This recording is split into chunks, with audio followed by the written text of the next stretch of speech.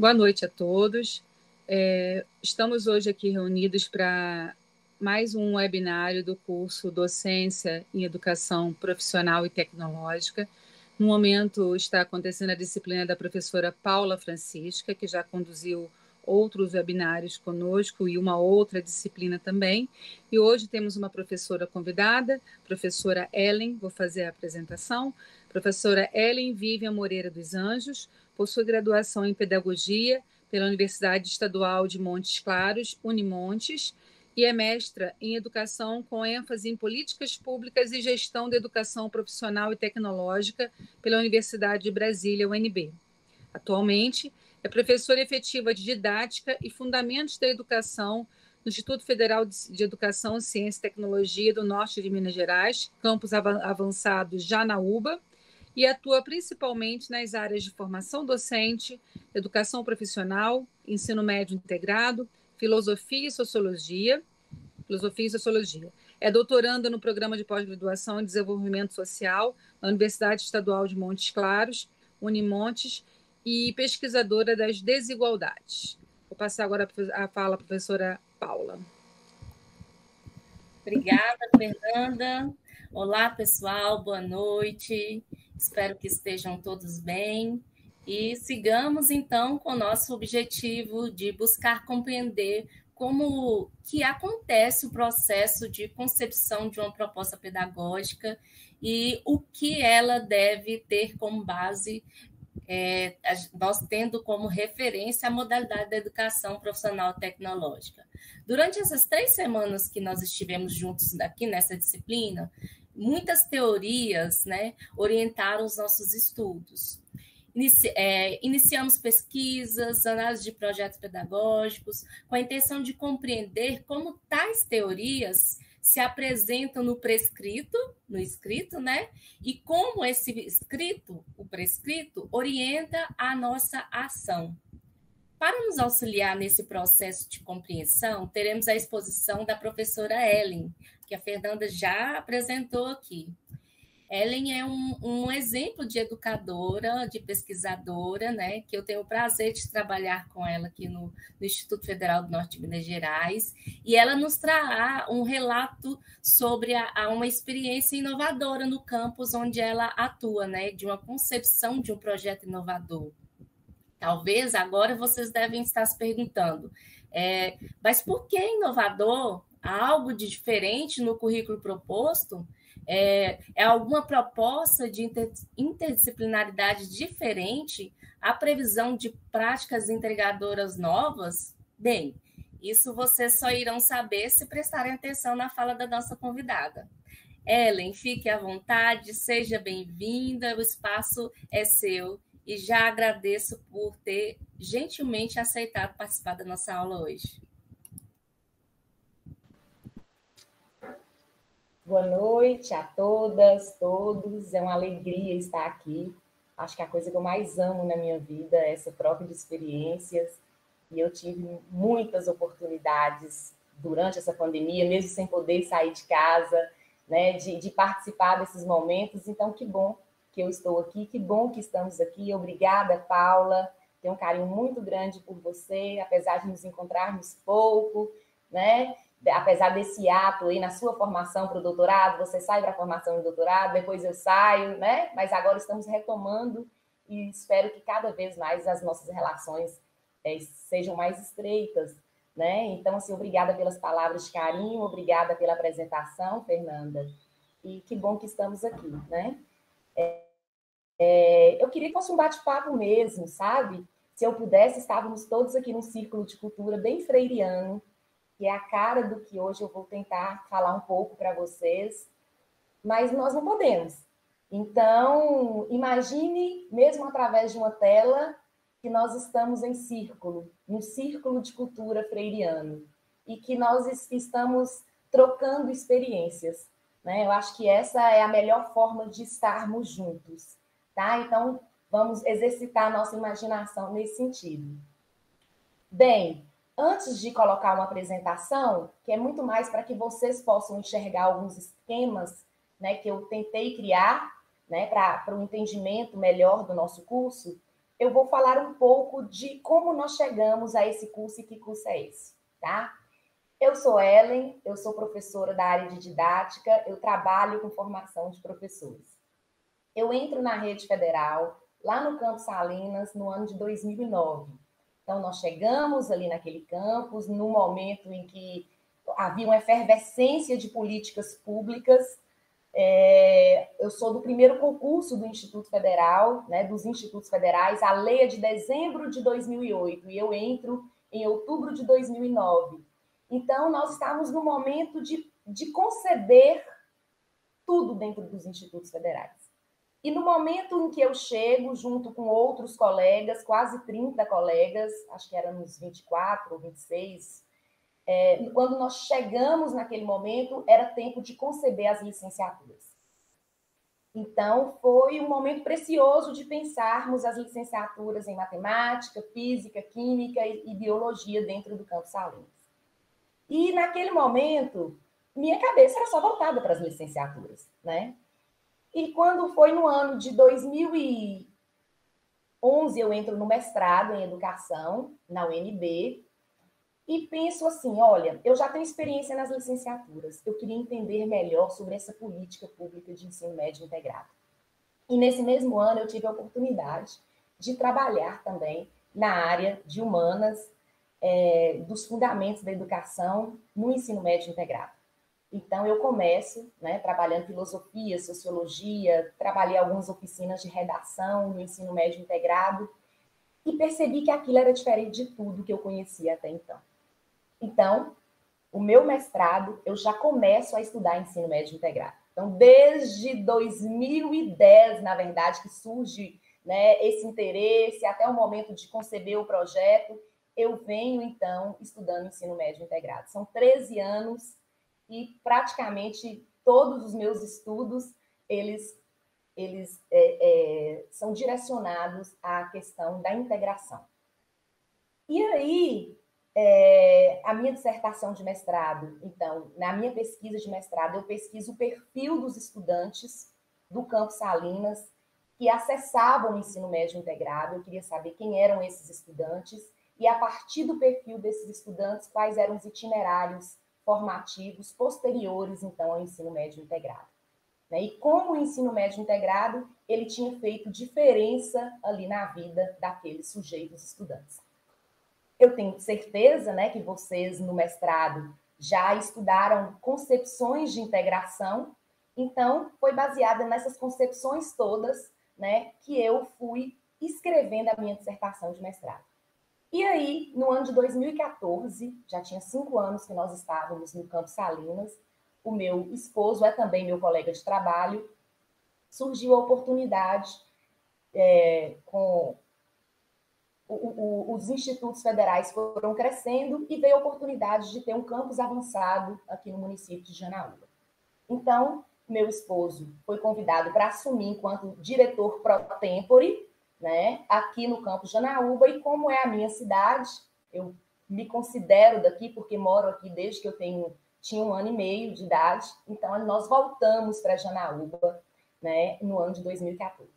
E quando nós chegamos aqui, por que isso é importante para a minha fala, né? Quando nós chegamos aqui, eram pouquíssimas pessoas para um campus muito pequeno. Só para vocês terem uma ideia. Nós podemos ter, no máximo, 20 professores e 13 técnicos administrativos. Então, imagine, né? Não tinham chegado nem a metade dos professores aqui no campus de Janaúba. Então, foram chegando pouquíssimos, acho que 6 professores inicialmente. E nós vínhamos de campos diferentes, né? Cada um trazendo um pouco da realidade que viveu em outros campos. E quando nós chegamos aqui, nós sentimos a necessidade, então, de conceber algo que fosse a cara do campus de Janaúba, que fosse nosso. E aí nós fizemos um grupo de estudos, e nesse grupo de estudos, cada semana, uma pessoa, né, um servidor, levava uma temática que pudesse ser importante, né, para as nossas discussões. E eu me lembro de muitas discussões interessantes. Discussões sobre integração, discussões sobre cursos de formação inicial e continuada, sobre cursos na área de saúde, sobre a cultura maker. na área de informática, né? Porque eram professores da área de informática, da área de administração e da área de saúde. Então, nós iniciamos os nossos cursos aqui com cursos de formação mais rápida, que é os cursos de formação inicial e continuada, cursos FIC, e fomos concebendo os nossos outros cursos. Logo depois, iniciamos com cursos concomitantes subsequentes na área de informática e de administração, e nisso a cidade de Janaúba nunca tinha tido uma experiência de educação profissional pública. Nós sempre fomos órfãos de formação profissional aqui no nosso município, né? Há muito tempo atrás, os coronéis, né, viriam uma antiga escola agrotécnica federal aqui para Janaúba, e os coronéis gurutubanos não permitiram que essa escola federal chegasse aqui em Janaúba, né? Então, tem muitas histórias que o povo conta. Por quê? Porque onde existe formação para o povo, esse povo ele vai saindo da sua condição de opressão, né? Então, nós vamos falar um pouco sobre isso também na concepção do nosso curso. Então, nós fomos oferecendo inicialmente cursos FIC, cursos concomitantes subsequentes, isso anos de 2014 e anos de 2015. E aí, no ano de 2016, nós pensamos, agora é hora de pensarmos o nosso primeiro curso integrado. Então, né, já tinha uma concepção muito forte de integração, de ensino médio integrado para esse curso. Mas, né, ainda era um curso disciplinar, da forma que todos nós conhecemos, apesar de ser um ensino médio integrado, que foi o curso integrado em informática para a internet. A partir disso, né, desse curso acontecendo, nós começamos, então, a nos sentir cada vez mais motivados a pensar algo diferente. Algo que fosse a nossa cara, algo que pudesse sacudir com as estruturas do que nós tínhamos até então. E o fato de sermos um grupo pequeno de servidores, um grupo pequeno de docentes, isso ajudou muito a gente, né? Não que um grupo maior não dê conta de fazer, mas é importante que algumas pessoas tomem a iniciativa e tentem convencer outras pessoas para que isso aconteça. Foi isso que aconteceu aqui em Janaúba. Não significa que todo mundo tenha abraçado a ideia e acreditado que isso pudesse realmente acontecer.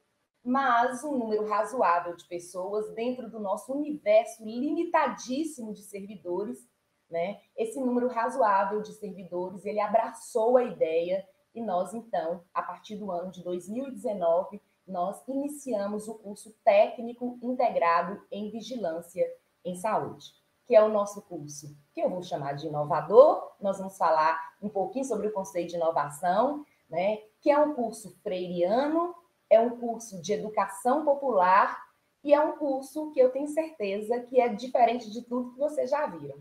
Tudo bem? Então, eu vou colocar aqui os slides só para que vocês acompanhem os esquemas de uma maneira mais ilustrativa. E nós vamos conversando. Tudo bem? Só um minuto.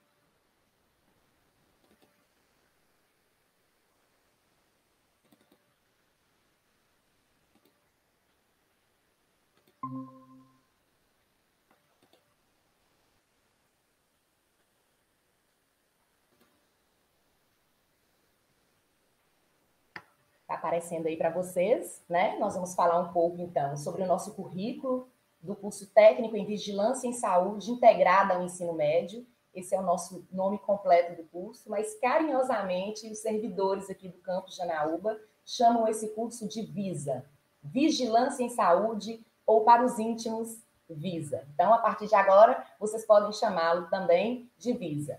Tudo bem? Bem, primeira coisa que eu quero falar, né, com vocês é sobre inovação. Quando a gente pensa em inovação, né, a Paula falou um pouquinho sobre isso, geralmente a primeira ideia que vem em nossa cabeça é algo grandioso, né? Se nós pegarmos ali o significado, né, de inovar no dicionário Michelis, é produzir ou tornar algo novo, renovar, restaurar, fazer inovações, introduzir novidades. Eu não sei se vocês conhecem uma obra infanto-juvenil que chama Flix, de Ziraldo. Flix foi considerado uma obra de vanguarda. Porque Ziraldo, de uma maneira muito simples, e se você pegar o livro, você vai falar por que isso é uma inovação. Ele introduz, então, alguns padrões gráficos e literários que são inconfundíveis, que é uma marca registrada daquele autor. Então, Flix, veja, um livro. Nós não estamos falando de algo tecnológico, de uma grande máquina, de um computador, né, de um programa. Não, nós estamos falando de um livro que inova pelos seus padrões gráficos e literários. E, de alguma maneira, dá a cara de quem o concebeu, que é o Ziraldo. Percebam, todas as vezes que você pega um livro de Ziraldo, você sabe que é dele. Então, a inovação ou tecnologia, ela pode ser incremental quando ela introduz uma melhoria, pode ser uma melhoria bem discreta ou bastante radical ao que já existe, ou essa inovação ou tecnologia, ela pode ser de ruptura, ou seja, traz uma proposição de um valor muito diferente do original. Muda totalmente a forma, a maneira que até então se concebia ou se compreendia algo. No nosso caso, o nosso projeto do Visa foi uma inovação de ruptura, apesar de ser um curso que se instaura dentro de um sistema antigo. Imagine um pedaço de tecido, um remendo novo em um tecido velho. Pensem sobre essa perspectiva. O que vocês acham que acontece? Bem, então a primeira coisa, eu gostaria de falar com vocês sobre concepções. Todas as vezes que formos pensar em algo, em inovação, em tecnologia, a primeira coisa a se pensar é qual a concepção que se deseja sobre essa coisa. É a concepção que dá a cara. Algumas questões são bastante importantes quando você vai pensar em um currículo de educação de maneira geral, mas aqui nós vamos trazer de uma maneira muito especial um currículo de ensino médio integrado. Qual a concepção de educação, ciência e tecnologia que embasam o currículo do curso? Nós somos um Instituto Federal de Educação, Ciência e Tecnologia. Muitas vezes falamos isso de maneira bastante repetitiva. Onde você trabalha? Ah, lá no Instituto Federal de Educação, Ciência e Tecnologia. Mas o que significa ser um instituto de educação? O que significa ser um instituto que propaga a ciência? O que significa ser um instituto de tecnologia? Qual a concepção ou as concepções que se tem sobre cada uma dessas palavras, dessas terminologias? Segundo, é importante que pensemos sobre qual a concepção de sociedade em que nós nos amparamos. A concepção de sociedade que nós estamos e aquela que nós queremos atingir. Qual a concepção de cultura? Em uma região com uma vasta cultura como a nossa, uma cultura gurutubana forte, o que nós, então, queremos falar sobre cultura no nosso currículo? Qual a concepção de homem, de mulher, de estudante? Qual a concepção de juventude, partindo do pressuposto que não existe apenas uma juventude, mas existem juventudes múltiplas, e principalmente dentro de uma escola pública, onde 50% das vagas do ensino médio integrado é para o sistema universal e 50% das vagas são para as cotas. E aí? Nós não temos, então, uma instituição que é múltipla? Nós não temos aqui juventudes que também são múltiplas? Então, não é apenas uma juventude. Para que juventudes, então, eu estou pensando no meu currículo? Qual a concepção de ensino? Como é que a gente quer ensinar? Isso tem a ver com espaços de ensino-aprendizagem, sabe? Tem a ver com como que a gente concebe uma sala de aula ou um espaço aberto, como que a gente redimensiona a questão dos espaços.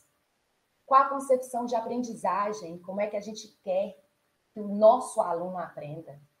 Isso tem a ver com a autonomia, qual a concepção de autonomia que se tem. como fazer a mediação entre ensino e aprendizagem, quem somos nós enquanto professores, quem são os nossos alunos, estudantes, enquanto discentes. E aí uma coisa interessantíssima, qual a concepção de avaliação? A gente escuta muito os nossos colegas falarem assim, a gente precisa discutir avaliação no ensino médio integrado, a gente precisa discutir algo que seja inovador. Como discutir uma avaliação que seja inovadora em um currículo velho? Como pensar aspectos inovadores em um corpo antigo? Qual a concepção, então, de formação docente que se tem? E a concepção de formação discente? Como, e aí já vem uma crítica ao novo ensino médio, como pegar toda uma concepção que deveria ser uma concepção de integração no sentido mais alargado do termo, como pegar uma concepção de educação profissional, que deveria ser uma concepção também no sentido mais alargado do termo, e jogar, é isso, jogar dentro das escolas públicas estaduais. Sem formação de professores? Como? Sem estrutura para amparar esse novo ensino médio? Como pensar isso? Isso é uma das maiores inconsequências contemporâneas no campo da educação que eu vejo. Um dia podemos discutir só sobre isso, só sobre reforma do ensino médio. E, por fim, depois que a gente pensa a concepção dessas coisas todas, a gente chega, então, à ideia de qual a concepção de curso que eu tenho. Isso tudo também pode ser chamado daquilo que geralmente a gente nem usa direito, a gente engaveta, que é o projeto político-pedagógico, que todo mundo que é do campo da educação conhece muito bem. E aí, as mudanças, então, nessas concepções todas que nós falamos aqui, elas só se tornam realmente palpáveis quando a gente remodela o processo, todo o processo de ensinar e de aprender. Ellen, eu não dou conta de fazer isso, não. Nossa escola não dá conta de fazer isso, não. É muita coisa. Como diz José Pacheco, a escola são pessoas. As pessoas, mesmo que um grupo reduzido, que queiram e que tenham o mínimo de estrutura para isso, começa de maneira pequena. E aí a gente vai ganhando corpo e vai fazendo isso acontecer.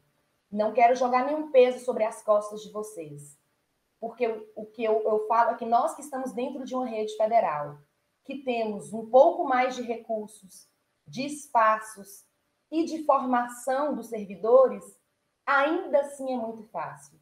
Então, simplesmente eu vou chegar numa escola pública, seja ela municipal, estadual, e eu vou falar em 9? Não, isso é inconsequência e irresponsabilidade.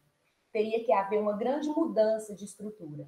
O que eu estou dizendo é, a partir das nossas formações, quanto mais nós vamos subindo e alargando a nossa formação, e quanto mais a escola vai nos dando estrutura suficiente de irmos agindo, a gente começa a pensar em algo que seja diferente. Então, é preciso, para não ficar alguma coisa nova no corpo antigo, é preciso que a gente inove na ação pedagógica, em todas as suas categorias. O que eu quero dizer com categorias? Por exemplo, pensar uma avaliação que seja inovadora pressupõe pensar, primeiro, uma concepção, né, de ensino, de aprendizagem, de juventude, de escola, que também seja inovadora. E aí, nós falamos sobre inovação, que muitas vezes essa inovação começa pequena. Por exemplo, existem currículos dentro do Instituto Federal que mudaram, que ainda são currículos totalmente disciplinares, mas que os servidores conseguiram mudar uma pequena parte dele, e aquilo ali já se configura uma inovação. E existem exemplos de currículo que tiveram inovação de ruptura, como foi o caso do nosso currículo que eu vou falar para vocês. Né? Então, valorizar esse diálogo e essa integração entre todos esses componentes curriculares é importantíssimo dentro da escola. Por quê? É a partir disso que nós vamos estimulando nova forma de organizar o saber. Porque até então, o que a gente conhece foi uma forma de saber organizado lá atrás, que é o saber disciplinar. Lá no penso, logo existo cartesiano. René Descartes não falou aquele penso, logo existo? Naquele momento, racionaliza-se tudo, inclusive a concepção que se tinha de escola e de educação. Hoje nós vivemos um outro paradigma. Nós vivemos um novo tempo, ou um ambiente que é propício para novas formas de organização dos saberes, desde que nós tenhamos formação e estrutura para organizarmos esses saberes de maneira diferente. E aí, 3 questões, então, são importantes quando nós vamos pensar, né, em um currículo que seja inovador. A primeira é: nós estamos construindo um modelo de educação profissional e técnica coerente com que modelo de desenvolvimento socioeconômico? Coerente com que currículo? Para que sociedade nós estamos formando? Aí nós não podemos esquecer que nós vivemos numa sociedade capitalista e que nós vivemos numa sociedade neoliberal. Retirando tudo aquilo que possa haver de bom e de ruim, o nosso currículo, ele se aproxima de que concepção? E ele deve se distanciar de que concepção? Nós sabemos que o pensamento neoliberal é um pensamento perverso em muitos aspectos, talvez em todos eles, no sentido de fazer com que o trabalhador seja cada vez mais diminuído. Não se enganem, no mundo é um jogo de narrativas. Narrativas dominantes e narrativas dos dominados. O nosso currículo, ele não pode servir aos 2 senhores. Ou o nosso currículo serve à dominação neoliberal, ou o nosso currículo deve servir aquelas pessoas que são oprimidas. No nosso caso, aqui no campus de Janaúba, nós fizemos a opção em servir aquelas pessoas que são oprimidas. Quando eu penso nesse modelo de currículo, eu devo pensar também qual o tamanho da minha autonomia. Isso é importante demais. Quando nós fomos conceber o Visa, o nosso antigo reitor, isso foi no ano de 2018, 2017, ele esteve aqui em Janaúba, em um seminário que nós preparamos justamente para pensar um ensino médio integrado diferente. E nós perguntamos assim para ele: professor José Ricardo, qual o tamanho da nossa autonomia? E ele perguntou: vocês estão falando de quê? Nós falamos o que nós temos pernas suficientes para fazer. Que tipo de curso nós temos pernas suficientes para fazer? E ele disse assim para a gente, eu não esqueço nunca disso: inovem em tudo que for possível. Apresentem o projeto a todas as instâncias democráticas da instituição. Se o projeto passar, parabéns, vocês terão um curso novo. E assim foi feito. Isso era no ano de 2017. Nós ficamos 2 anos concebendo esse curso, 2 anos pensando como que esse curso seria chamado. Um curso em que área? A gente imaginou que pudesse ser um curso na área da saúde, porque nós tínhamos servidores aqui na área da saúde. E não tínhamos nenhum curso técnico integrado na área da saúde. E aí, quando nós chegamos à conclusão de que os arranjos produtivos locais aqui da nossa cidade, né, exigiam e precisavam de um curso técnico na área da saúde, nós pensamos logo, então, no curso de vigilância em saúde, que é um curso que tem um leque amplo de oportunidades de atuação. E aí, a partir do momento que nós pensamos, então, em como seria essa parte técnica do curso, agora seria preciso pensar como seria a parte de integração desse curso. Qual concepção de integração, então, que nos serviria? E aí eu me lembro muito de que a gente não sabia exatamente o que nós queríamos, e a gente não queria disciplina. Era algo assim bastante...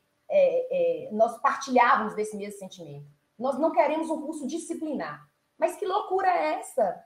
Nós fomos alfabetizados na cultura disciplinar, passamos a escola do ensino fundamental e médio, né? Na universidade, tudo era disciplina, na pós-graduação, e agora chegar e falar simplesmente a gente não quer um curso que seja disciplinar? Que tipo de curso a gente quer, então? Essa coisa que não se chama disciplina vai se chamar o quê?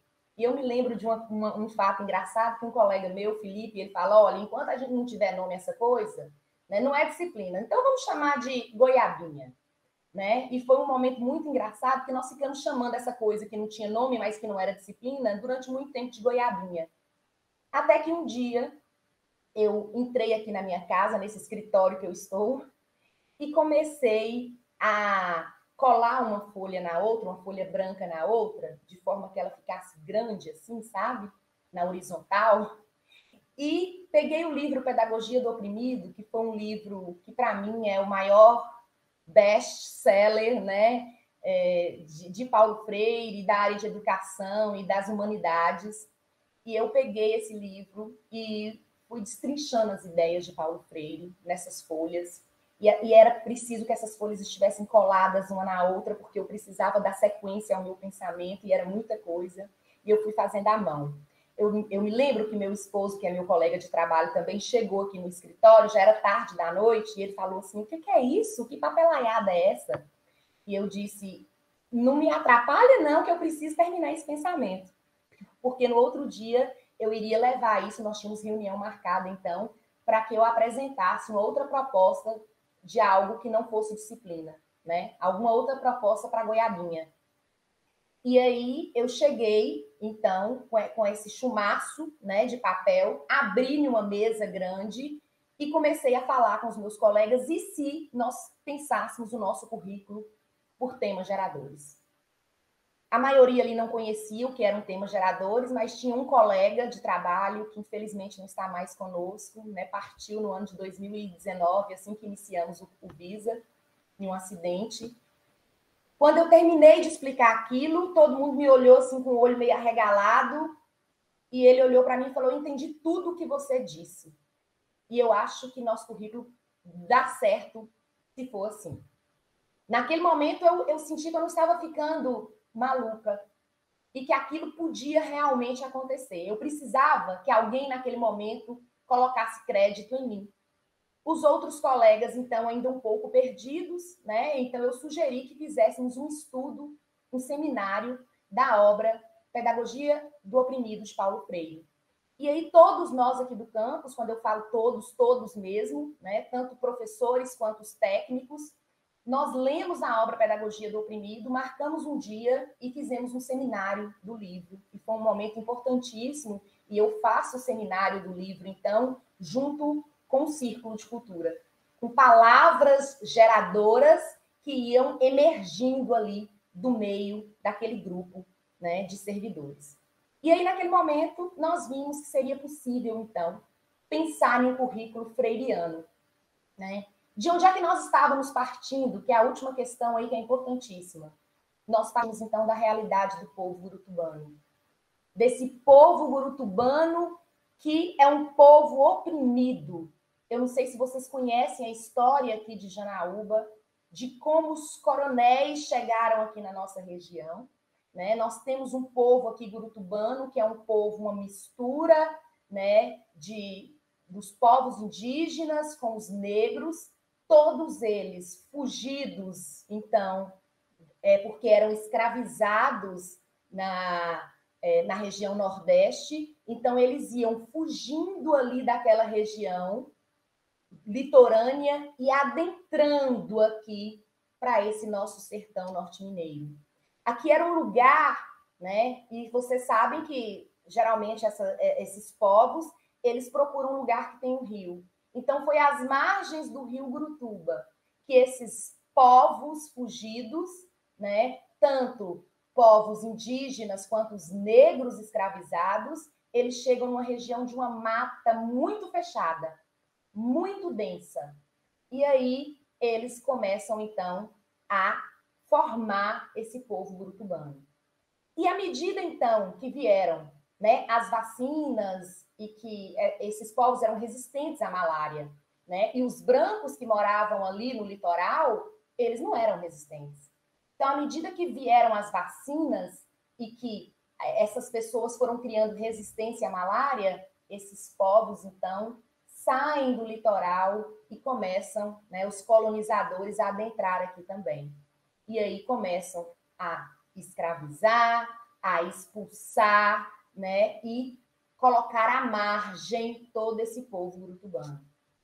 se nós formos pensar como se dá a formação da região aqui de Janaúba, né? Se pensarmos na região aqui de Porteirinha, de Pai Pedro, toda essa região, nós vamos ter gurutubanos, pessoas que moram, né, que moravam às margens do rio Gurutuba, e a grande maioria dela foi colocada à margem quando os fazendeiros, então, colonizadores brancos, chegam aqui nas nossas regiões, né? Então, nós temos, por exemplo, a cidade de Nova Porteirinha, que foram pessoas, grande parte dessas famílias, e nós temos os relatos dos nossos alunos falando isso, foram pessoas que foram desapropriadas na época, por exemplo, da construção da barragem do Bico da Pedra.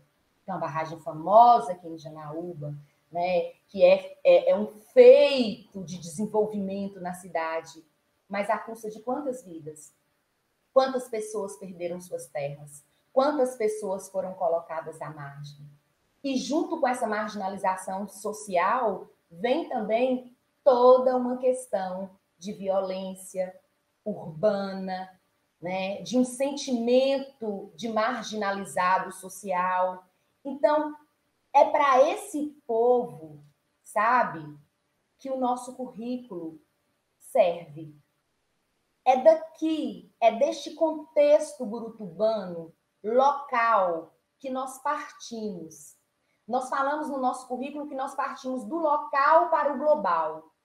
Partindo do local, nós não sabemos onde os nossos alunos irão chegar, que é o global, né? Certamente é um mundo sem limites, porque com a formação que eles têm aqui, de ensino médio integrado, eles estão ganhando o mundo, mas eles não esquecem que eles têm o pé na comunidade deles. E seria tão importante também se um dia eles voltassem, para devolver para essa população todo o conhecimento que eles ganharam no mundo. E aí, esse nosso currículo também, ele parte de uma concepção de escola unitária e de educação politécnica. Quando nós falamos de escola unitária, nós estamos falando dessas novas relações entre trabalho intelectual e trabalho técnico.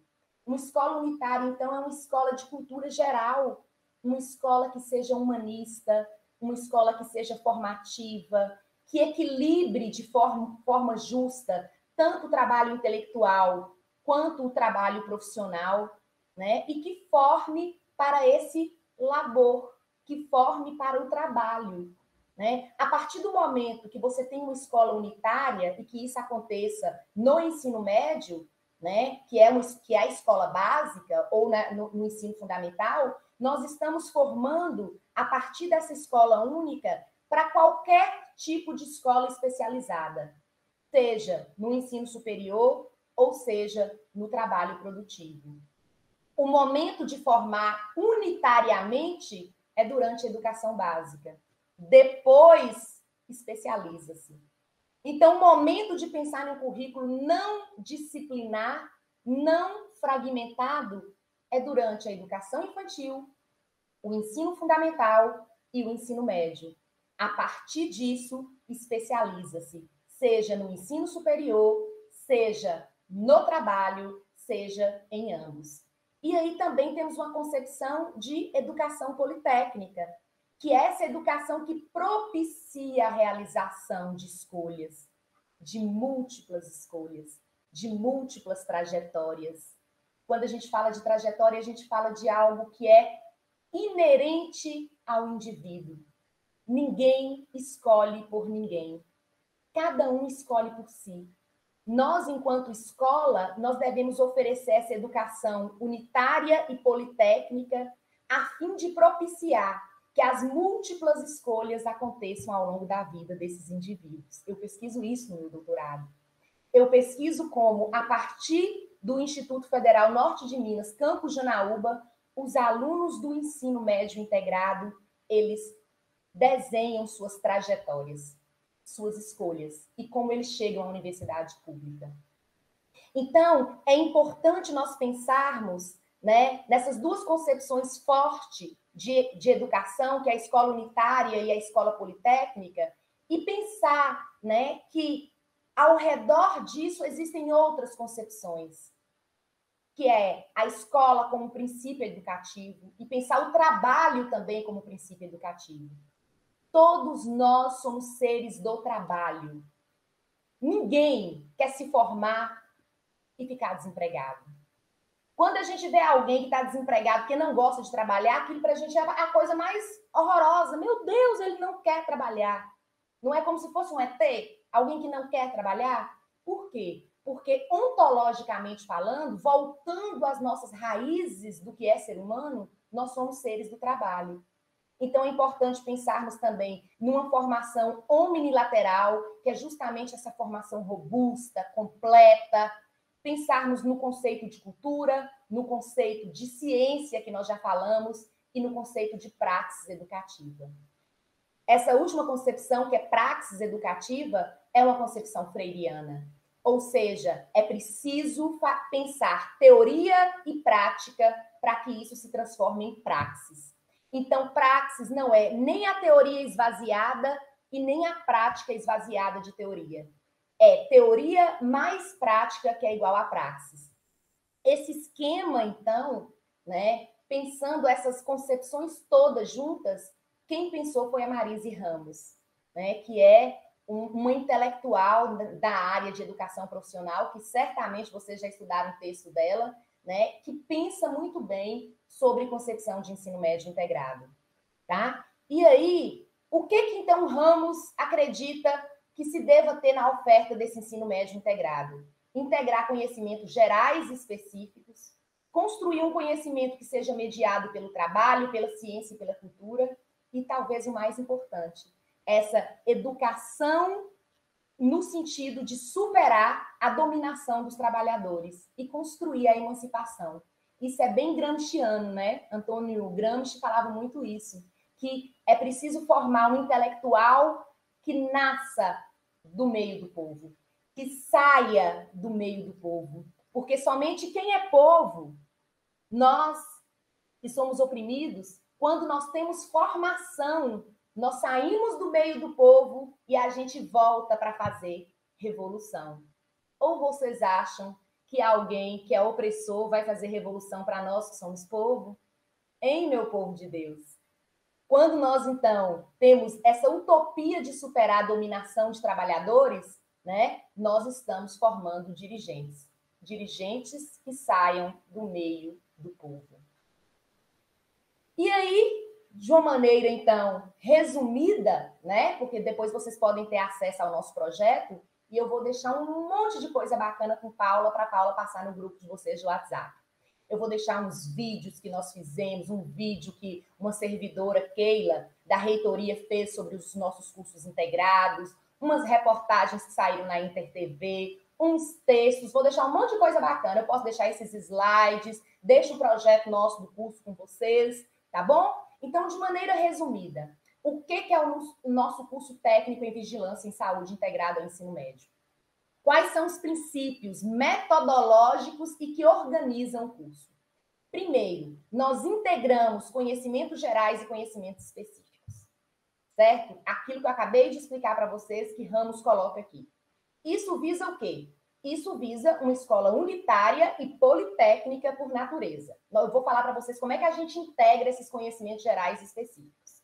Nós partimos do pressuposto da politecnia, do trabalho como princípio educativo, da praxis e da formação omnilateral que nós acabamos de falar. Nosso arcabouço teórico, ou seja, em quem nós nos amparamos, teoricamente falando, na pedagogia do oprimido de Paulo Freire. Por isso, nós temos um curso que ele é freiriano. A nossa metodologia, ela não é disciplinar. Como assim, Ellen? Vocês não têm disciplina? Português, matemática, história, geografia? Não, nós não temos. Mas vocês trabalham essas coisas? Sim, nós trabalhamos os fundamentos disso tudo a partir de grandes áreas do conhecimento, né? Só que com temas geradores. O que são temas geradores? São temas partidos do meio do povo. Que povo, Ellen? O povo grutubano. Então, vocês têm temas que partem desse contexto grutubano? Sim. Vocês vão perceber depois, quando vocês lerem o projeto do curso, que o nome de muitos temas geradores tem a ver com o Rio Gurutuba, com as lavadeiras, com toda a cultura grutubana, né? Isso tudo dentro das áreas do conhecimento. Veja, não é invenção de moda igual é a questão do novo ensino médio, que está sendo jogado nas escolas estaduais. Não é, tá? Nós estamos falando de temas geradores que fazem parte das 4 grandes áreas do conhecimento: linguagem, suas tecnologias; matemática, suas tecnologias; ciências humanas, suas tecnologias; ciências naturais, suas tecnologias, e colocamos mais uma grande área, que é a formação técnica profissional. Então, são temas geradores que respeitam a Lei de Diretriz e Base da Educação, que respeitam tudo aquilo que é considerado conhecimento universal, ou seja, o conjunto de conhecimentos que todo estudante de ensino médio deve ter, porque, como eu disse para vocês, a escola unitária parte do pressuposto que é no ensino médio, na educação básica, não só no ensino médio, na educação infantil, ensino fundamental e ensino médio, que se tem o conjunto de conhecimentos necessários para depois se especializar. Ou seja, é durante a educação básica que se deve aprender um pouco sobre cada coisa, porque tudo sobre tudo é impossível, né? O currículo já é algo extremamente recortado, tá? Então, grande parte do nosso processo educativo, ele se configura em torno de situações que são reais, ou seja, fazem parte do dia a dia dos estudantes, situações que são locais e situações que são regionais. Ou então os meninos aí não vê sobre as guerras, não, lá, que está acontecendo lá, né, na Ucrânia. Claro que vem. Nós partimos do local, do regional, como eu disse para vocês, nós não sabemos onde o conhecimento nos leva. Então, nós partimos do local para o global. O contexto, então, é o ponto de partida do nosso conhecimento, e a gente espera que seja o ponto de chegada, que esse conhecimento volte para cá depois de alguma maneira, né? E aí, o contexto gurutubano, e eu coloco gurutubano com U, porque gorutubano é uma maneira que os colonizadores, né, pensaram a nossa região aqui do Gurutuba, porque para o povo gurutubano, o gurutubano aqui é com U, né? E aí, como que é, então, a organização desse curso? Ele é organizado em 5 períodos por ano. Cada período é como se fossem bimestres. Tem uma duração de aproximadamente 8 semanas. Então, veja, um conteúdo que seria trabalhado dentro de português no ano inteiro, ou durante 6 meses, ou um conteúdo só durante vários meses, ele é agora dividido em 5 períodos por ano. Então, são 5 períodos que o curso técnico em vigilância em saúde se divide. Cada período desse tem mais ou menos 8 semanas. Então, quando os professores vão trabalhar um determinado tema gerador, ele tem que começar a trabalhar esse tema gerador, começar e terminar de trabalhar ele num período de 8 semanas. O que isso facilita? Facilita a minha avaliação, porque eu comecei a trabalhar há 8 semanas atrás, eu ainda tenho total consciência de todo o processo de aprendizagem, assim como um aluno. Muitas vezes a gente vai voltar, principalmente quando a avaliação ela não é processual, a gente nem lembra mais de uma coisa que aconteceu lá no início. Quando você trabalha em períodos menores, você tem condições de aprofundar mais determinada temática dentro de um período menor de tempo. Essa maneira, então, da gente conceber o currículo vai conferir maior dedicação, maior qualidade nos estudos de cada discente e a relação desses discentes com os professores. Nós dividimos os nossos temas geradores em 3 grandes eixos. O primeiro eixo são os temas geradores essenciais. Esses temas geradores essenciais dizem respeito ao currículo do ensino médio, ou seja, aquele conjunto de conhecimentos previsto em lei, né? Nós estamos falando de algo que é lei, eu não posso inventar o que eu vou trabalhar com os meninos. Então, todo aquele conteúdo que está dentro, né, do currículo do ensino médio, nós transformamos esse conteúdo em temas geradores essenciais. O segundo eixo são os temas geradores essenciais de integralização, ou seja, são temas geradores que eles integralizam saberes, eles são transdisciplinares, eles perpassam todos os conteúdos. Depois eu vou mostrar ali para vocês visualizarem melhor. E, por fim, nós temos os temas geradores essenciais de aprofundamento. Aqui, o estudante ele tem condições de se aprofundar em um determinado tema. E aí, geralmente, ele faz isso no contraturno escolar.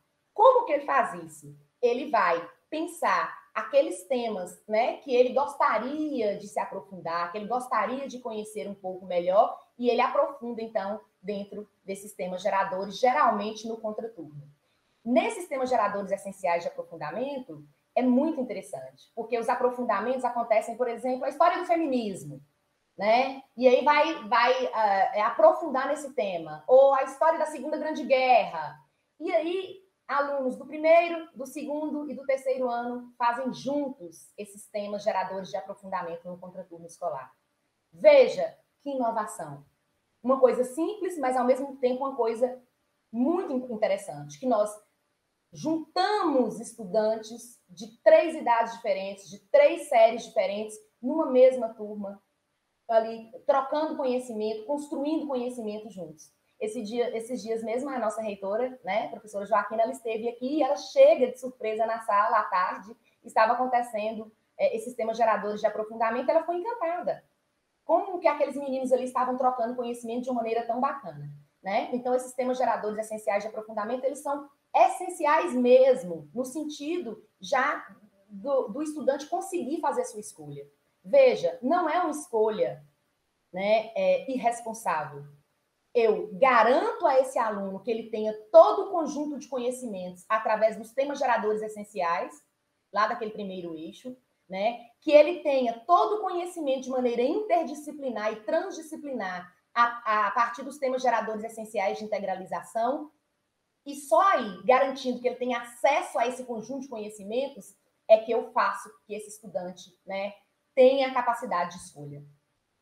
Porque no ensino médio, muitas vezes o que é colocado aí nas escolas, né, públicas é assim: escolhe uma coisa em detrimento de outra. No ensino médio, nós estamos falando de uma educação que é direito público subjetivo. Todo mundo que nasce no Brasil tem direito à educação infantil, ensino fundamental e ensino médio previsto por lei. Então, o que acontece? Quando eu peço a alguém para escolher uma área e ele, em detrimento de outra, ele não faz a outra área, eu estou roubando dele o conhecimento dessa área que ele não escolheu. Então, o que eu preciso fazer? Eu preciso dar a eles todo esse conjunto de conhecimentos, só depois ele tem condições de escolher e se aprofundar naquilo que ele mais gosta, né? E aí, como que nós desenhamos, então, essa proposta? Como eu já disse, cada tema gerador deverá ter início e fim dentro de 8 semanas. Esse período de 8 semanas se repete 5 vezes durante o ano letivo. Na primeira série do ensino médio, são ofertados 29 temas geradores essenciais. Na primeira série inteira, né? Então, aí vamos colocar 30 dividido por 5, no máximo, porque aqui eu já estou colocando, né, a divisão aqui, certinha. Mais ou menos, cada turma, em cada período letivo, tem só 5 temas geradores, 6 temas geradores, no máximo. Nós temos cursos técnicos integrados dentro do Instituto que tem 21 disciplinas. De 21 disciplinas para 6 temas geradores, nós estamos falando de uma redução drástica no que os alunos precisam cursar. Quem é que, em sã consciência, consegue cursar 21 disciplinas no ensino médio integrado e aprender bem sobre todas elas? Então, quando a gente pensa em temas geradores, a gente diminui, né, porque os temas geradores são interdisciplinares, os professores geralmente entram na sala juntos, né? Então, quando a gente junta esses saberes de maneira interdisciplinar, nós estamos diminuindo aquela coisa que muitas vezes é repetida, nenhuma disciplina, nem outra. Na segunda série, nós temos 29 temas geradores também, e só na terceira série que nós teremos 31 temas geradores. Nós totalizamos, então, 89 temas geradores obrigatórios. Ou seja, nós temos um currículo de 3.000 horas. Estamos obedecendo toda a legislação em relação a horas para o ensino médio. São ofertados 11 temas geradores essenciais de integralização, que é aquele que eu expliquei para vocês, que perpassam o currículo, né? Esses temas geradores essenciais de integralização, como o próprio nome diz, eles integralizam o currículo. Eles são temas que são transdisciplinares, eles não pertencem a nenhuma área do saber. Geralmente entram professores de várias áreas para trabalhar. Por exemplo, a saúde numa perspectiva transdisciplinar. Entra professores de várias áreas para discutir esse tema, por exemplo. Então, nós temos 440 horas de integralização curricular e 200 horas obrigatórias de temas geradores de aprofundamento, que é o que eu falei para vocês, que é aquilo que o estudante tem capacidade de escolher os temas que geralmente acontecem no contraturno escolar, que eles vão se aprofundar. Se ele não quiser fazer essas 200 horas de temas geradores de aprofundamento, o que ele pode? Também, ele pode contar essas 200 horas como participação em projeto de ensino, participação de projeto de pesquisa e participação em projeto de extensão.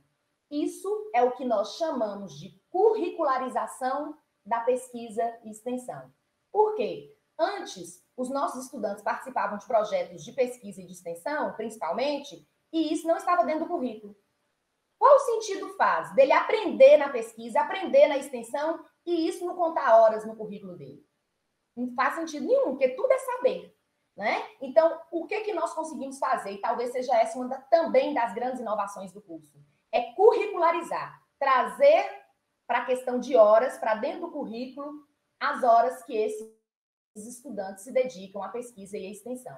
Isso tudo dentro daquilo que é lei, dos 200 dias letivos, e somando tudo em 3.640 horas de curso, durante os 3 anos letivos. Bem, ao final de cada ano letivo, os alunos eles precisam apresentar como trabalho final um produto tecnológico. Isso ficou muito comprometido com a pandemia, não foi possível que esses produtos acontecessem, né? E agora nós vamos retomar com essa ideia, né? E a ideia é que esse produto tecnológico ele possa servir à área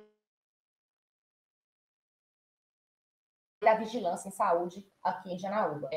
Um dispositivo, né, tecnológico, sei lá, um programa, né? Até porque eles podem juntar com o concurso de informática para a internet e pensar aplicativos, algo que possa servir à saúde da cidade de Janaúba e melhorar a qualidade de vida das pessoas. Quais são as pequenas inovações, então, né? Pequenas, grandes inovações do nosso curso? Nós não temos disciplinas, nós partimos da realidade local, o nosso trabalho ele é interdisciplinar a partir das 4 grandes áreas do conhecimento e da formação técnica profissional. Nós integralizamos saberes a partir de um eixo integrador, e o nome desse eixo integrador é Atenção Integral à Saúde e Desenvolvimento Social. Nós damos a possibilidade do estudante se aprofundar em uma ou mais áreas do conhecimento a partir dos temas de aprofundamento. Nós conseguimos curricularizar, ou seja, contar horas dos projetos de pesquisa e de extensão dentro do currículo. E nós temos, né, uma coisa interessantíssima aqui que vocês vão amar saber, que é o servidor orientador. O servidor orientador é um servidor da instituição que ele é responsável por orientar os alunos do curso VISA. Isso significa que cada aluno do VISA ele tem um orientador. Um professor, então, técnico administrativo da área de educação, que orienta esse aluno, né? Então, conversa com esses alunos sobre quais temas geradores escolher, quais os projetos que eles têm de vida, de trajetória, questões pessoais, né, problemas. Esse servidor orientador, ele participa dos 5 conselhos de classe, não são 5 períodos que eu falei para vocês? No final de cada período tem um conselho de classe. Esse servidor orientador, ele participa dos 5 conselhos de classe. Quando os professores estão falando do orientando dele, ele anota tudo sobre o orientando dele, depois ele faz um relatório descritivo para apresentar para o orientando e para a família. Certo? Uma outra coisa interessante que eu vou falar aqui sobre a questão da avaliação é que nós temos esse relatório descritivo. Esse relatório descritivo, inicialmente, eu já estou terminando, viu, gente, caminhando para o final, Inicialmente, esse relatório descritivo, ele era feito por todos os professores. Foi ficando impossível, porque as turmas foram aumentando, né? Imagina um só professor fazer relatório de 120 alunos. Então, foi ficando muito difícil. Então, o que nós fizemos? Cada orientador tem em volta de 6 até 10 orientandos. Esse orientador participa dos conselhos de classe, anota tudo que os professores falam sobre aquele estudante e apresenta o relatório para o estudante e para a família. Certo? Então, a nossa avaliação, como eu disse, precisa ser uma avaliação nova em corpo novo, não é isso? Se nós temos um corpo novo, a nossa avaliação, ela precisa levar em conta, então, aspectos quantitativos, porque nós temos nota, mas também aspectos qualitativos. Inicialmente, o programa que nós tínhamos, né, que é o Cajuí, de lançamento de notas, ele não atendia o curso. Então, tivemos que pensar inicialmente num programa paralelo, porque o Cajuí ainda não tinha essa plasticidade da gente jogar o Visa dentro dele. Hoje já tem, já é um programa que atende os nossos relatórios descritivos, né? A autoavaliação, ou seja, o aluno se avalia em 20% da nota. Antes era 30%. A gente queria que fosse 100%. Como assim, Ellen? O professor não vai avaliar? Não. O ideal, você sabe, na verdade, o que é? É que o aluno se autoavalie. Porque isso tem a ver com a autonomia. Isso tem a ver com a capacidade da gente confiar que ele é capaz de gerir seu próprio processo educativo. Nós estamos ali para orientá-los. Mas a minha grande pergunta é a quem pertence a avaliação? A avaliação pertence a eles. Um dia, eu espero, nós haveremos de chegar a esse momento em que os nossos estudantes serão capazes de avaliar todo o seu processo educativo. E aí isso sai, né, da nossa competência enquanto professor para que a gente seja só um orientador de autonomia, né? E aí nós temos todos aqueles processos que geralmente vocês já conhecem. A recuperação paralela, recuperação parcial, recuperação final, e para aqueles alunos que não conseguiram, né, se recuperar, mesmo com todas essas recuperações, nós temos o que nós chamamos de estudos orientados, ou seja, ele segue para a próxima série e fica fazendo estudos orientados até que o professor veja que ele tem condições, né, de ser aprovado naquele tema gerador e seguir sem ficar nada para trás. Bem, para a gente finalizar, nós precisamos pensar que nós somos produtores de conhecimento. Nós, professores, técnicos da educação, nós temos condições de produzir conhecimento. E isso, quanto mais formação a gente tem, mais condições a gente tem de produzir conhecimento. A escola antiga já não cabe mais para essa geração nova. Ela precisa metamorfosear a sua forma. É sofrer um processo de metamorfose mesmo, de mudança. O que nós estamos fazendo, apesar de ser inovação, é um curso novo dentro de um sistema antigo.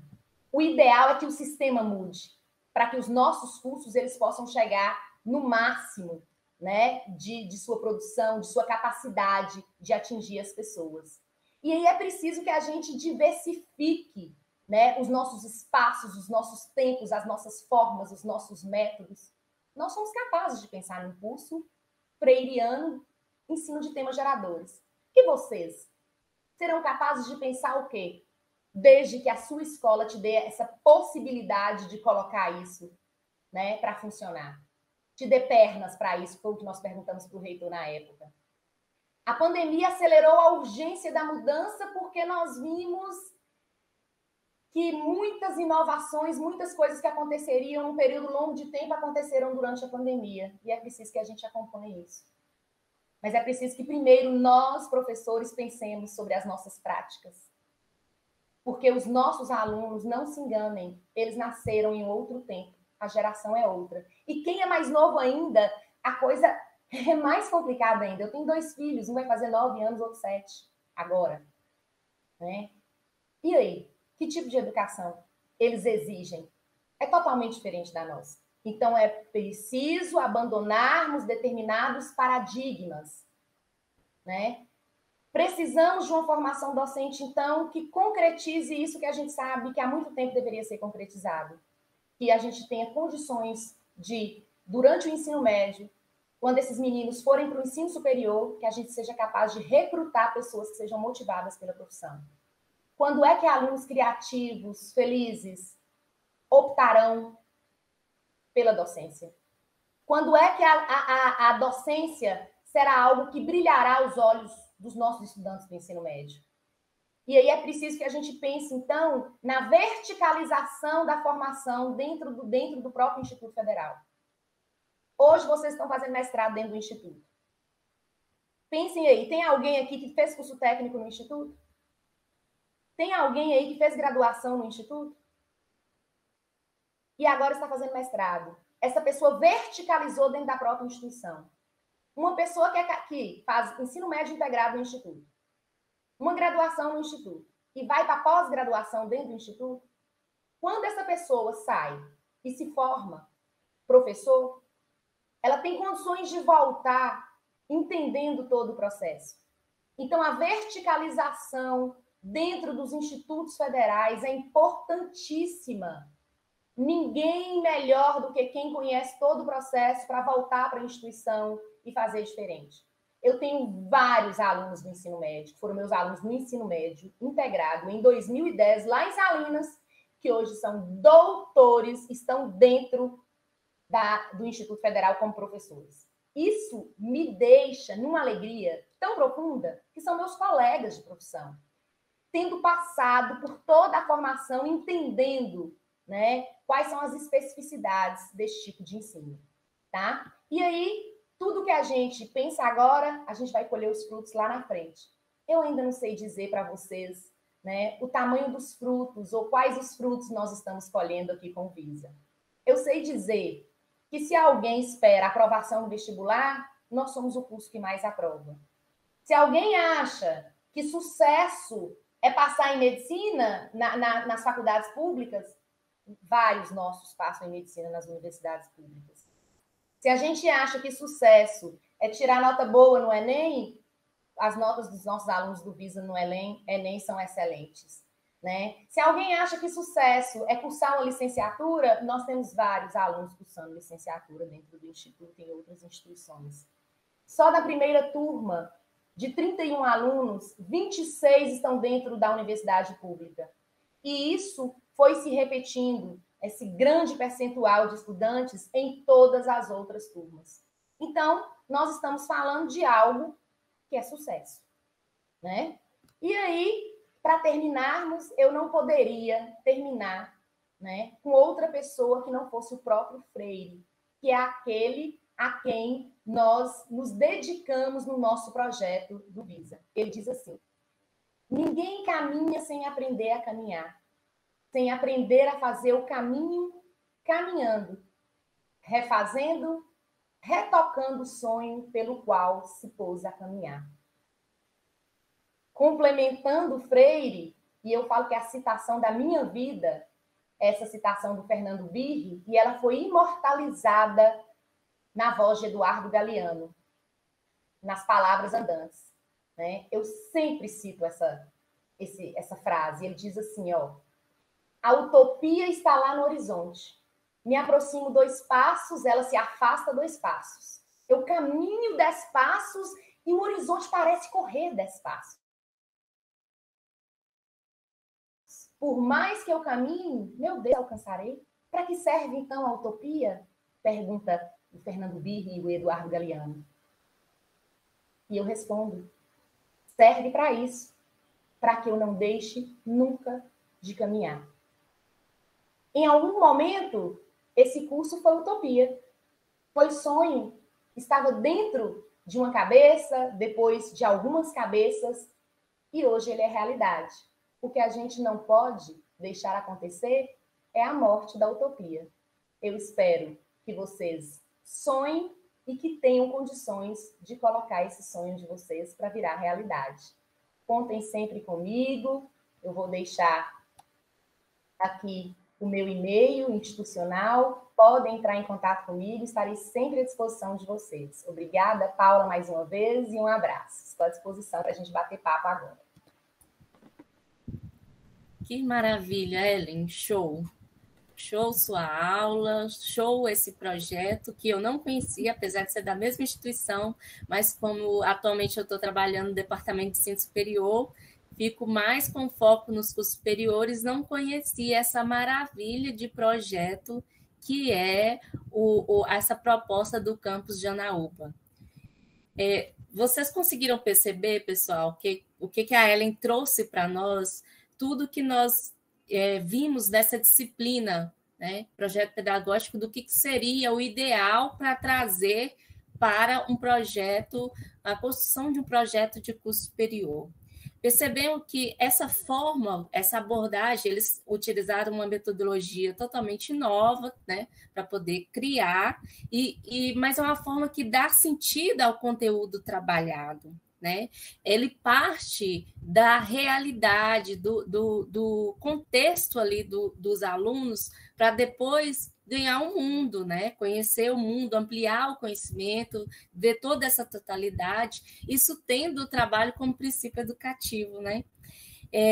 O aluno em formação, ele vai estar ali sempre em contato com a profissão, né?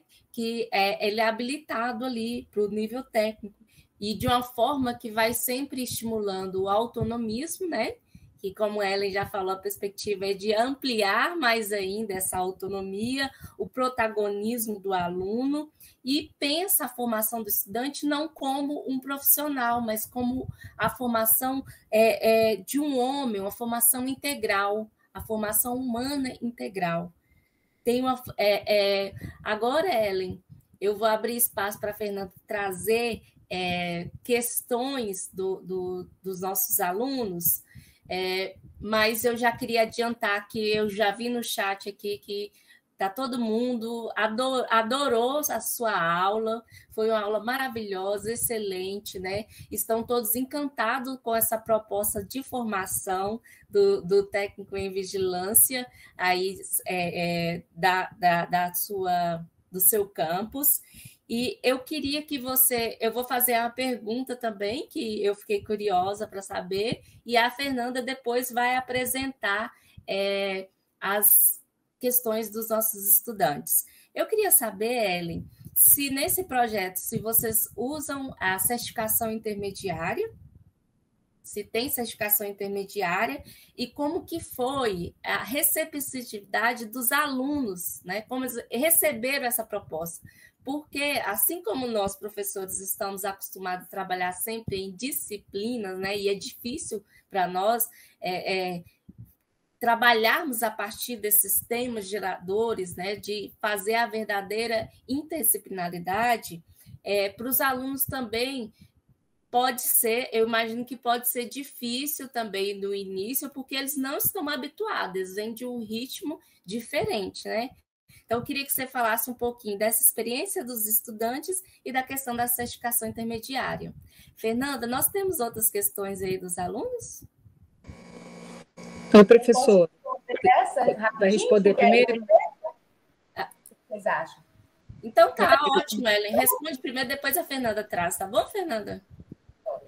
Então, Paula, a certificação intermediária não é algo que ainda consta nos nossos cursos técnicos integrados aqui no ensino médio.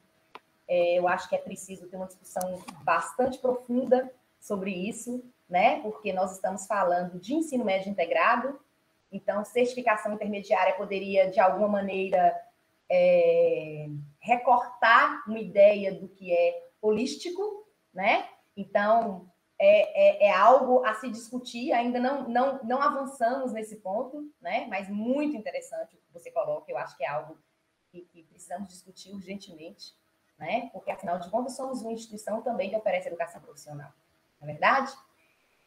Entretanto, o público que nós recebemos é esse público de ensino médio, de juventudes cheias de sonho, né? E que a grande maioria delas quer entrar dentro da universidade pública. Então, a primeira coisa é esse público. Muito legal você ter perguntado também como é que eles absorveram isso. E eu falo não só eles, como os pais também. Eu me lembro que antes de começarmos as aulas, nós fizemos uma reunião com pais e estudantes. Nós já tínhamos um feedback do que era o ensino médio integrado no Instituto, né? Por causa das outras turmas, só que eram turmas disciplinares. Mas, assim, como nesse ano que inicia o Visa, foi justamente o ano em que a turma do outro curso integrado, disciplinar, né, termina e passa no vestibular, veja, o feedback era que o ensino médio integrado do Instituto faz passar no vestibular. Por quê? Porque a grande narrativa, eu falo que o mundo é feito de narrativas, que se tinha aqui na cidade, era que, será que uma instituição dessa, que tem curso técnico, forma para o vestibular, para passar no vestibular? Né? E muita gente dizia, não vai para aquela instituição, não, principalmente as instituições particulares, né? Porque lá não se forma para o vestibular. Na verdade, o que se tem lá são cursos técnicos. Então, você vai perder esse tempo de formação. E aí, nós temos a primeira turma do ensino médio integrado em informática para a internet, que vem com a aprovação bombástica em universidades públicas. De 31, 26 são aprovados em universidades públicas. Então, quando se inicia, lá em 2019, o curso técnico em vigilância em saúde, já tinha o feedback da outra turma. Veja, o que nós precisávamos explicar não era mais que a instituição, porque, só para você ter uma ideia, nem entender o que era uma instituição federal de ensino médio aqui em Janaúba, a população entendia. Até hoje, Paulo, as pessoas entram lá dentro e perguntam que paga quanto, né? Porque Janaúba nunca teve uma instituição, igual Salinas e Januária tem uma instituição septuagenária, não é verdade? Então, a vida inteira as pessoas ali foram crescendo sabendo que existia uma instituição federal de ensino médio. Aqui não. Então, até isso cair no imaginário popular foi difícil. E aí, quando a gente inicia o Visa, então, a gente vem com esse projeto inovador. Os pais já tinham tido feedback do que era a instituição, do que era o ensino médio integrado. Foi muito mais fácil dos pais e dos estudantes compreenderem. E aí foi um curso de formação mesmo. Antes de iniciarmos o curso de Visa, foi que os meninos tivessem condições de falar e entender o que era o projeto deles. Eu vou mandar um vídeo para você, compartilhar com seus alunos. No primeiro ano do Visa, o Visa sai no InterTV. E a repórter vem para entrevistar um aluno. E ele fala com tanta propriedade do curso, propriedade pedagógica, que você fala, esse menino é um pedagogo. O menino tinha 15 anos, né? Então, assim, eles precisaram entender primeiro o que era aquilo, para internalizar aquilo e depois fazer com que aquilo fluísse. Então, o fato de sermos uma instituição federal propiciou muita coisa, sabe? E fez com que eles internalizassem essa ideia meio maluca de uma maneira mais rápida, sabe? E eles continuam falando com muita propriedade. A coisa mais linda e que me soa aos ouvidos bem é quando eu escuto, por exemplo, eu me afastei para o doutorado, então não acompanhei esse dia a dia, mas eu tenho Fernando aqui, que trabalha no curso, né? E aí a coisa que mais me deixa emocionada é quando eu ouço o Fernando falando com os outros, não sei o quê, o tema gerador, tal, né? Como que nós vamos planejar, porque eles planejam em grandes áreas. Então, o professor de Biologia, Química e Física, é obrigatório que eles planejem juntos, porque é um eixo só, é uma grande área, então eles precisam planejar juntos. Além dessa interdisciplinaridade entre a grande área, existe a interdisciplinaridade entre áreas. Então, em alguns momentos, professores, por exemplo, de filosofia, sociologia, história ou de matemática, entram na aula deles, da área de ciências naturais, para trabalharem juntos. Então, é bonito, é gostoso de ver, de ouvir, de ver os meninos escolhendo os cursos, os temas geradores de aprofundamento que eles vão fazer. Estou te falando que Joaquim esteve aqui, Joaquim estava apaixonado, falou, o que é isso, que beleza! Eles estavam fazendo um tema gerador de redação, sabe? Com aquelas questões do Enem e tal. As 3 séries juntas. Então, se nós não pensamos espaços diferentes, tempos diferentes, sabe? Se a gente não faz essa metamorfose na forma, a gente não consegue entrar para trabalhar de maneira diferente também. Então, a recepção foi muito boa. Nós temos vários problemas. Sabe? Vários problemas. Em alguns momentos, Fernando fala, curso trabalhoso, sabe? Ellen, Né? Se eu soubesse que ia ser isso, aquele dia eu tinha rasgado o papel seu que você estava fazendo no escritório, aquela papelaiada sua, e fica brincando comigo e tudo mais, porque dá trabalho. Agora mesmo já está pensando a possibilidade de não ser mais 5 períodos, mas serem 4. Não estou gostando muito dessa ideia, não. Falei que eu vou voltar brigando, né? Porque a ideia era justamente para que fossem períodos curtos, para que os temas fossem trabalhados de maneira mais aprofundada e tudo mais, né? Mas é muita luta de narrativa, sabe? Quem tem a narrativa que de alguma maneira convence mais e convence humanamente e convence de maneira respeitosa e carinhosa é que vai fazer prevalecer a narrativa, sabe? Porque se a gente deixar também, Paula, quem não se identifica com o curso vem com o dedinho podre, entendeu? E falar, esse curso aí não vale nada, não. Tem muita gente e ninguém é obrigado a se identificar.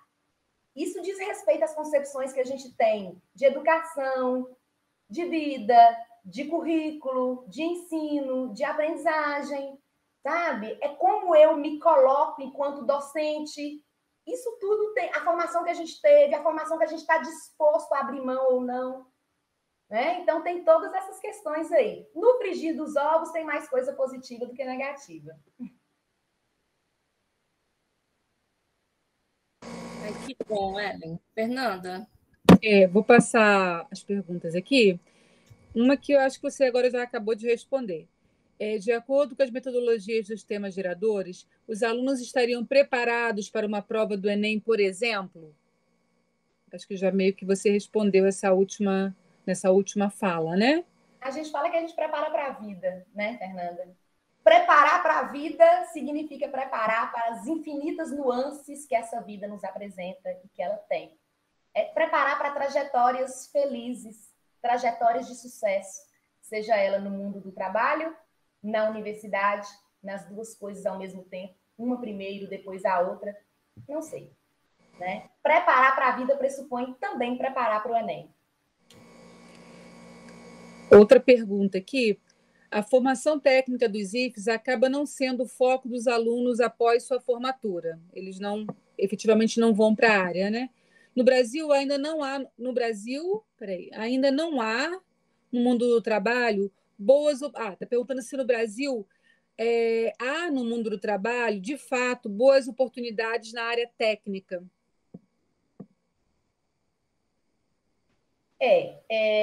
Na minha dissertação de mestrado, foi justamente isso que eu pesquisei. Eu pesquiso o que motivou esse estudante a optar pelo ensino médio integrado. Primeira coisa que eles falaram, como eu disse para a Paula aqui no início, o perfil é de quem entra no ensino médio porque quer chegar à universidade. A grande questão, e que apareceu assim de maneira em praticamente todas as falas, e olha que eu pesquisei quase 400 alunos, o universo total de alunos na época do Campos Salinas.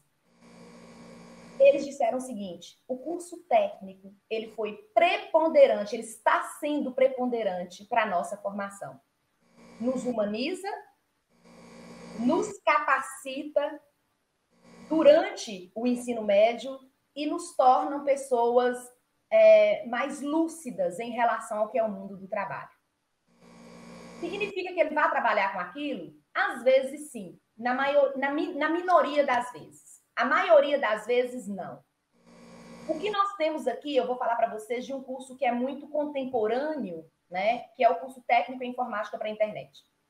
Os nossos alunos que saem do curso técnico em informática para a internet, um número considerável, aqui eu não estou falando de uma pequena minoria, não, eu estou falando de um número considerável, trabalha na área de informática. Trabalha como, Ellen? Eles foram direto para o mundo do trabalho e não estudam, não fazem faculdade? Não.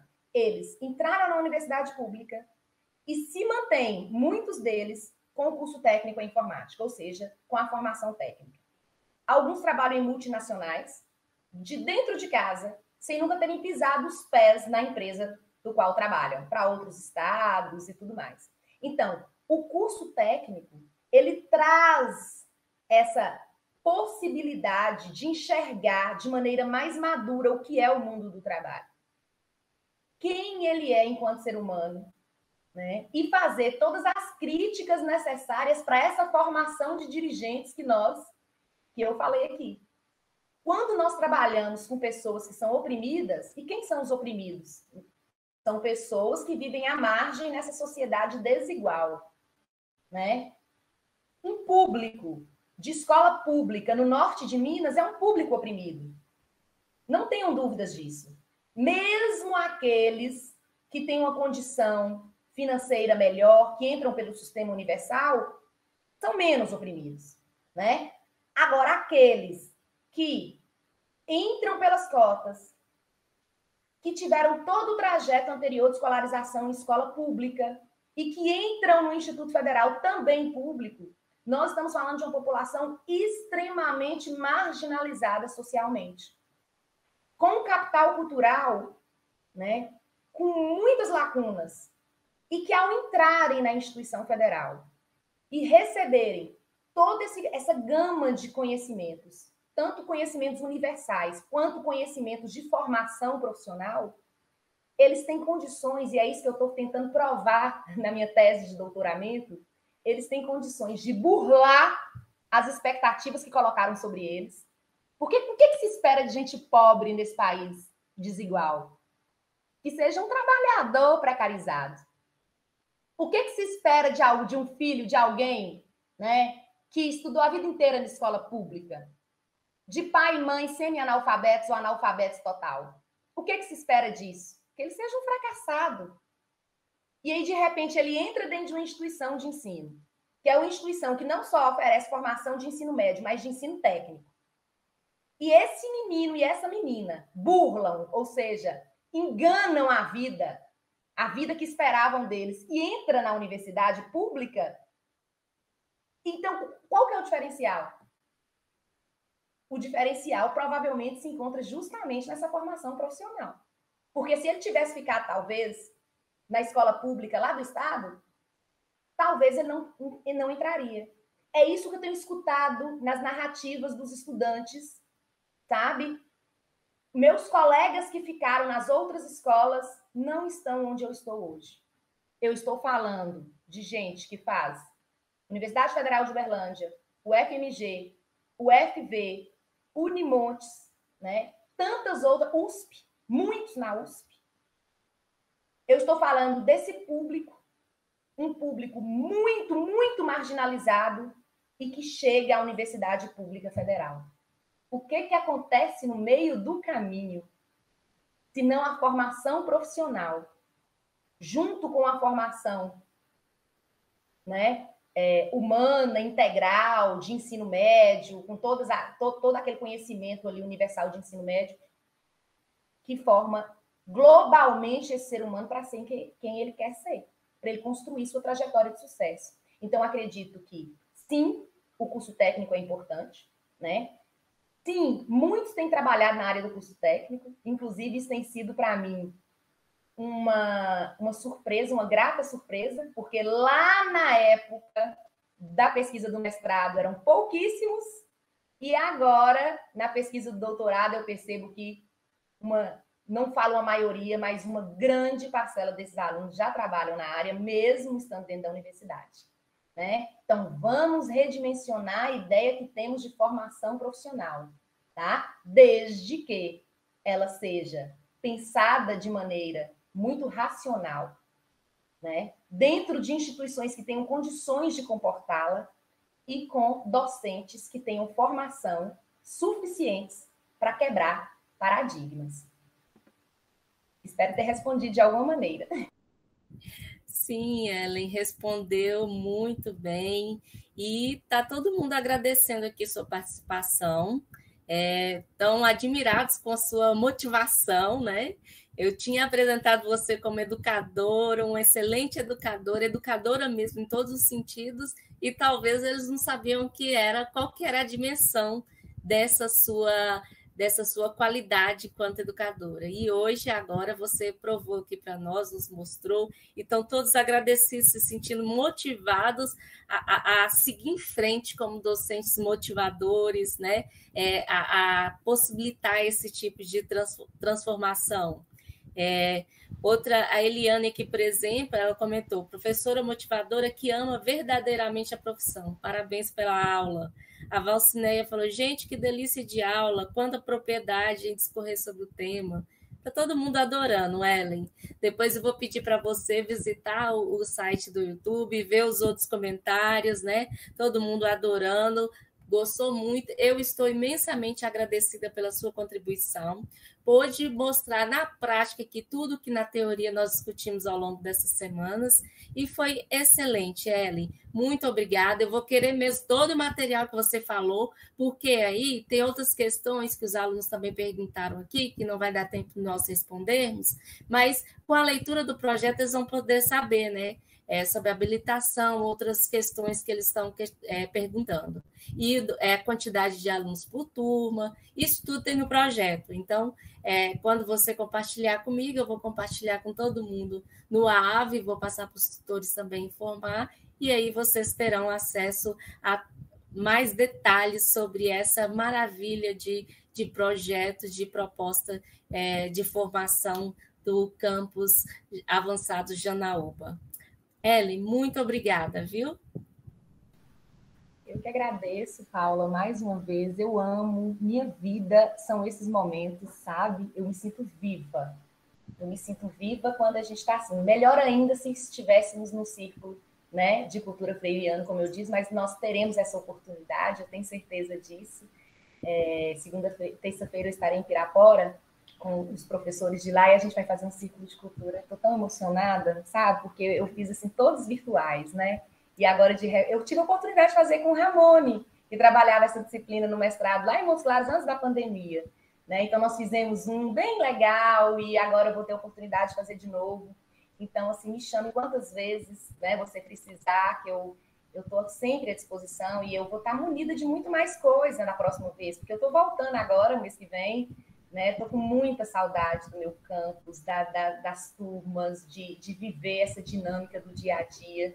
Estou defendendo o doutorado, então eu tenho condições também de daqui a um tempo já compartilhar minha tese com você. Muito do que eu falei está na tese, essa construção de trajetórias felizes, de sucesso, que burlam esse destino negativo, sabe? As expectativas negativas que se tem sobre quem vem de camadas populares. Então, assim, como que eles conseguem burlar o sistema, burlar tudo e chegar à universidade pública, é o que eu chamo de sucesso escolar, né? Então, assim, contem comigo. Um beijo no coração de cada mestrando e cada mestranda. Eu quero dizer que vocês são chiques demais. A gente está fazendo um mestrado dentro de uma instituição federal, né? De uma instituição que é pública, de uma instituição que forma para a educação profissional, independente se você é servidor dessa instituição, ou servidor externo, ou só estudante, né, mas que está buscando sua qualificação, sua formação, pegue tudo que vocês estão aprendendo aqui e tente colocar em prática. Né? Nós temos muita expectativa que a partir de agora vem muito concurso pela frente, né? E que vocês que estão tendo essa formação em educação profissional sejam as pessoas que possam ser aprovadas nesses próximos concursos. Porque é gente com formação em educação profissional, principalmente, que a gente espera dentro da instituição. Porque nós sofremos muito. Nós chegamos dentro de uma instituição de educação profissional, a gente não sabia nem o que era educação profissional. Nossa formação foi se dando em serviço. Eu espero que a de vocês aconteça, né, e que vocês estejam dentro dessa instituição tão breve, né, isso possa acontecer. Um beijo. Contem comigo, tá? Qualquer coisa é só mandar e-mail. Até mais. Obrigada, Paula. Obrigada a todo mundo que ajudou aí, tá? A fazer com que esse momento acontecesse. Sou muito grata. Um abraço. Abraço. Pessoal, boa noite, então. Até a próxima aula.